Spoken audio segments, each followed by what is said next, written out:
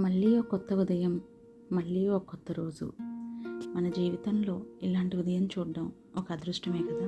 ఇదివరకు చెప్పాను కదా, నా అన్న నాకు దూరం అయ్యాడు, నా తమ్ముడు నాకు దగ్గరయ్యాడు. నా జీవితంలో జరిగిన ఈ విషాదాన్ని, ఈ ఆనందాన్ని ఈరోజు మీతో పంచుకోవాలనుకుంటున్నాను. వెల్కమ్ టు చాడీలు చెప్పుకుందాం రండి. ఎప్పుడూ చెప్పినట్టుగానే నా టైం ఎంత ఇంపార్టెంటో మీ టైం కూడా నాకు అంతే important. The moral of the story is అంటూనే ఈ వీడియో కూడా మొదలు పెడుతున్నాను. నా ప్రతి వీడియో మీకు ఉపయోగపడేలా ఉండాలనేదే నా కోరిక. నా జీవిత అనుభవాలు మీకు ఎంతో కొంత ఉపయోగపడతాయి అని ఇది చెప్తున్నాను. రోజు మే 1 మార్నింగ్ చాలా ప్రశాంతంగా మొదలైన ఈ రోజు పూర్తయ్యే సమయానికి మాత్రం ఇంత ఆహ్లాదకరంగా లేదండి. ఒక రోజే మనకు నచ్చినట్టుగా లేనప్పుడు జీవితం అంతా మనకు నచ్చినట్టుగా ఎందుకు ఉంటుంది? అలాంటిదే ఈరోజు నేను చెప్పబోయే విషయం. మా అమ్మ నాన్నలకి మేము ముగ్గురం, నేను, మా అన్నయ్య, మా చెల్లి.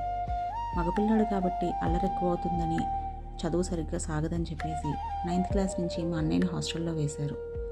9th క్లాస్ 10th క్లాస్ హాస్టల్లోనే చదివాడు. హాస్టల్ ఉన్న టైంలో రాఖీ పండుగ వస్తే హాస్టల్ వరకు వెళ్ళి, అంటే హైదరాబాద్ నుంచి గుంటూరు హాస్టల్ వరకు వెళ్ళి మా అన్నయ్యకి రాఖీ కట్టి వచ్చేవాళ్ళం.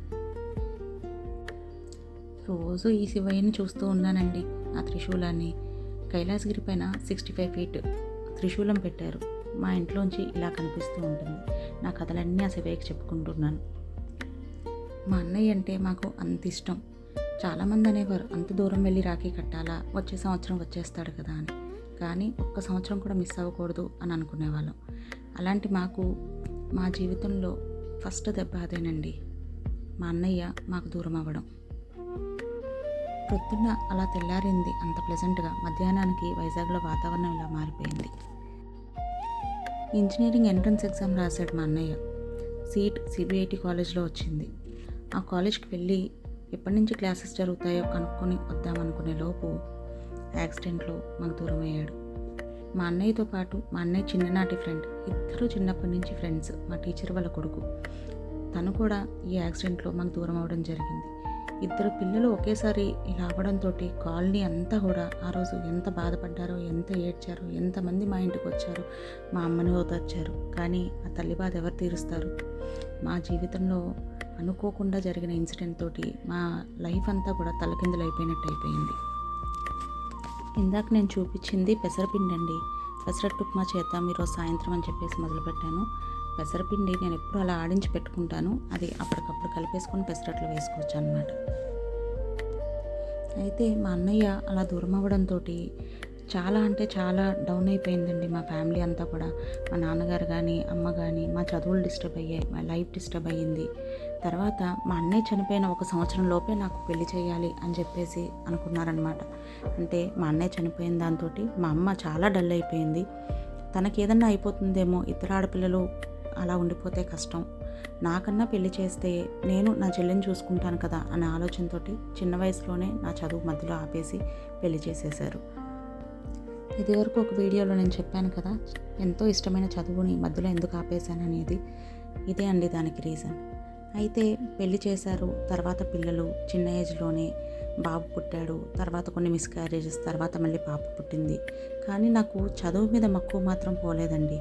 మా పాప పుట్టిన 9 నెలలకి మళ్ళీ నేను నా చదువు స్టార్ట్ చేశాను. అంటే పెళ్ళైన 10 సంవత్సరాలకి.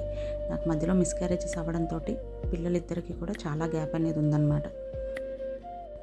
10 సంవత్సరాల తర్వాత మళ్ళీ నేను కాలేజ్కి వెళ్తాను, నేను చదువుకుంటాను అని అనుకోలేదు. కానీ అనుకోకుండా ఎంట్రన్స్ ఎగ్జామ్ రాశాను.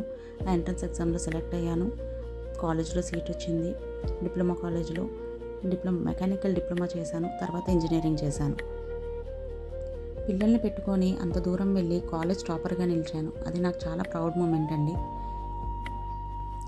ఈ సంఘటనే నా జీవితాన్ని ఇంకో మలుపు తిప్పిందని చెప్పుకోవచ్చు. అన్నను కోల్పోయిన నేను మళ్ళీ చదువుకోవడానికి డిప్లొమా కాలేజ్లో జాయిన్ అయిన తర్వాత అక్కడ కలిశాడండి నా తమ్ముడు. నాకు నా గతాన్ని తెలుసుకున్నాడు. మా జీవితంలో ఉన్న విషాదాన్ని అర్థం చేసుకున్నాడు. నేనున్నానక్క, నీకు మీ అన్నయ్య లేడని ఎప్పుడూ బాధపడకు, నీ అన్న కోసం నువ్వు అంత దూరం వెళ్ళి రాఖీ కట్టేదానివి కదా, ఈ సంవత్సరం నుంచి నాకు కట్టు అని అడిగాడు. నిజానికి చెప్పాలంటే మా అన్నయ్య చనిపోయిన తర్వాత నేను ఎవరికీ రాఖీ కట్టడం మానేశాను.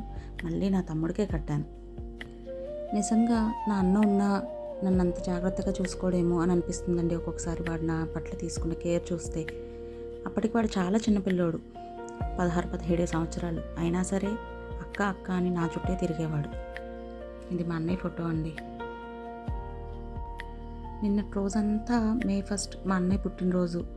ఆ మెమరీస్ తోటి బాధగా ఉన్నాను, పడుకొని ఉన్నాను. ఇంకా పిల్లలు సాయంత్రం వర్షం పడుతుందని మా అమ్మాయి అలా డాబా మీదకి వెళ్దాం పదండమ్మా అంటే అలా వెళ్ళాను. చూసారా ఎంత గాలేస్తుందో. నా లైఫ్లో జరిగిన ఈ సంఘటన గురించి మీకు ఎందుకు చెప్తున్నానంటే, జీవితం ఎప్పుడూ ఒకలాగా ఉండదు. సంతోషం వెనుక దుఃఖం, దుఃఖం వెనుక సంతోషం వస్తూనే ఉంటుంది అంటారు కదా, దానికి ఇదే నిదర్శనం. మా అన్నయ్య పోయాడు అన్న బాధ నుంచి నా తమ్ముడు నన్ను బయటపడేశాడు. చూసారా, సంతోషం వెనుక దుఃఖం అన్నాను కదా. ఆ గాలివానకి మా ఇంట్లో తలుపులు టకటకా కొట్టుకుంటే తలుపు ఆపుదామని వెళ్ళి నా చేతికి ఇలా దెబ్బలు తగిలించుకున్నానండి. సడన్గా తలుపు ఆపుదామని చెప్పేసి పట్టుకున్నాను. గాలి ఎంత ఫోర్స్గా వచ్చిందంటే ఆ ఫోర్స్కి నన్ను లాగేసి ఈ చెయ్యి ఇదంతా కూడా అలా కమిలిపోయినట్టు కట్ అయిపోయినట్టు అయిపోయిందనమాట. కాకపోతే ఈ దుఃఖంలో సంతోషం ఏంటంటే చెయ్యి తెగలేదు, రక్తం కారలేదు, కవుకు దెబ్బలైతే తగిలాయి కానీ ఇంకంతకు మించి ఏమీ జరగలేదు. చూసారా, ఆహ్లాదంగా మొదలైన రోజు అలాగైతే ముగియలేదు అని చెప్పాను కదా, దానికి ఇదే రీజన్.